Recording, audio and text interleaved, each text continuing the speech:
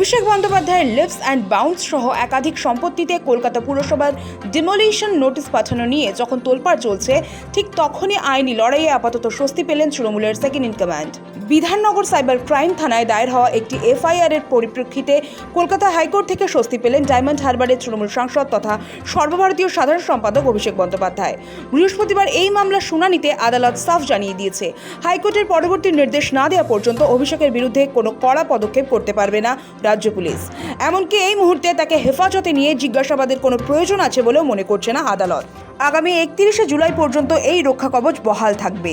ঘটনার সূত্রপাত 27শে এপ্রিল। সে সময় ভোট প্রচারে আরামবাগ গিয়েছিলেন অভিষেক বন্দ্যোপাধ্যায়।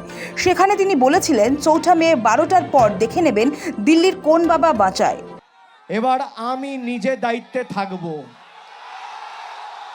4 তারিখ 12টার পরে কোন জল্লাদের কত ক্ষমতা আর কার দিল্লির বাবা কাকে বাঁচাতে আসে আমি 4 তারিখ দেখব। তবে শুধু একবার নয়, ভোট প্রচারে বারবার বেলাগাম হয়েছেন অভিষেক। তার ডিজে মন্তব্য বিতর্ক তৈরি করেছিল। পালাবদল হতেই আরামবাগের মন্তব্যের পরিপ্রেক্ষিতে অভিষেক বন্দ্যোপাধ্যায়ের বিরুদ্ধে বিধাননগর কমিশনারেটের সাইবার ক্রাইম শাখায় দায়ের হয় এফআইআর। নতুন সরকারের জামানায় এই এফআইআর এর জেরে যে কোনো মুহূর্তে গ্রেফতারির আশঙ্কা প্রকাশ করে আইনি সুরক্ষা ও আগাম জামিনের আবেদন জানিয়ে গত সোমবার তড়িঘড়ি কলকাতা হাইকোর্টের কড়া নেড়েছিলেন অভিষেকের আইনজীবীরা। বৃহস্পতিবার ছিল সেই মামলার শুনানি। সেই শুনানিতেই অভিষেকের উপর বেজায় ক্ষুব্ধ কলকাতা হাইকোর্টের বিচারপতি সৌগত ভট্টাচার্য। বিচারপতি প্রশ্ন করেন, একজন 3 বারের সাংসদ, উচ্চপদস্থ ব্যক্তি কিভাবে এমন দায়িত্বজ্ঞানহীন মন্তব্য করেন? তার এমন মন্তব্যের প্রয়োজনীয়তা কি, সেই প্রশ্নও তোলেন তিনি বলেন, 4 তারিখ যদি ভোটের ফল অন্য হতো তাহলে আইন শৃঙ্খলা পরিস্থিতি হাতের বাইরে চলে যেতে পারত। তবে বিরক্ত হলেও 30শে জুলাই পর্যন্ত তাকে রক্ষা কবচ দেওয়া হয়েছে। অবশ্য স্বস্তি দেওয়ার পাশাপাশি তৃণমূলের সর্বভারতীয় সাধারণ সম্পাদকের ওপর বেশ কিছু কড়া আইনি শর্ত আরোপ করেছে কলকাতা হাইকোর্ট। বিচারপতির নির্দেশনামায় স্পষ্ট বলা হয়েছে, অভিষেক বন্দ্যোপাধ্যায়কে পুলিশের মূল তদন্তে সম্পূর্ণ সহযোগিতা করতে হবে। তদন্তকারী অফিসার জিজ্ঞাসাবাদের জন্য ডাকলে তাকে সাড়া দিতে হবে। অভিষেককে তলব করতে হলে 48 ঘন্টা আগে নোটিশ দিতে হবে পুলিশকে। পুলিশ যদি ইতিমধ্যে মামলাকারীকে কোনো নোটিশ দিয়ে থাকে, তবে আইনসম্মতভাবে অভিষেক বা তার আইনজীবীকে নির্দিষ্ট সময়ের মধ্যে তার উত্তর দিতে হবে। এছাড়া আদালতের আগাম অনুমতি ছাড়া কোনোভাবেই রাজ্যের বা দেশের বাইরে যেতে পারবেন না ডায়মন্ড হারবারের সাংসদ।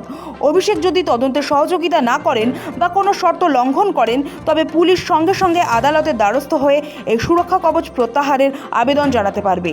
গত 15ই মে বিধাননগর সাইবার ক্রাইম থানার পুলিশ রাজীব সরকার নামে এক ব্যক্তির অভিযোগের ভিত্তিতে ডায়মন্ড হারবারের সাংসদ অভিষেকের বিরুদ্ধে এফআইআর দায়ের করে। অভিষেকের বিরুদ্ধে কেন্দ্রীয় স্বরাষ্ট্রমন্ত্রীর শাকে হুমকি দেওয়ার অভিযোগ তোলেন তিনি। একই সঙ্গে অভিষেকের বিরুদ্ধে বিধানসভা ভোটের প্রচারে গিয়ে উস্কানি দেওয়ার অভিযোগও তোলা হয়। তারপরেই গত 18ই মে বিধাননগর থানায় দায়ের হওয়া এফআইআর খারিজ করতে চেয়ে হাইকোর্টের দ্বারস্থ হন অভিষেক।